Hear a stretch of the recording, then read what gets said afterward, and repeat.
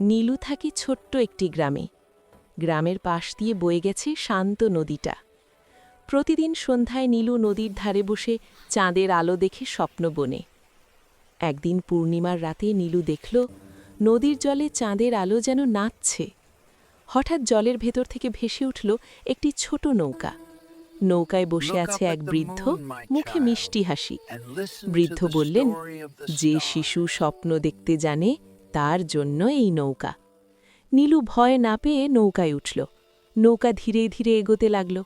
চারপাশে আলো, পাখির গান আর জলের কলকল শব্দ। কিছুদূর গিয়ে নৌকা থামল এক আলোকিত দ্বীপে। বৃদ্ধ বললেন, এই দ্বীপ তোমার স্বপ্নের। যতদিন তুমি ভালো থাকো, সাহস রাখো, ততদিন এই আলো তোমার সাথে থাকবে। পর মুহূর্তেই নীলুর ঘুম ভেঙে গেল। সে দেখল ভোর হয়েছে, নদীর ধারে সূর্যের আলো পড়ছে। নীলু হাসল, কারণ সে বুঝে গেছে স্বপ্ন দেখাই তার সবচেয়ে বড় শক্তি।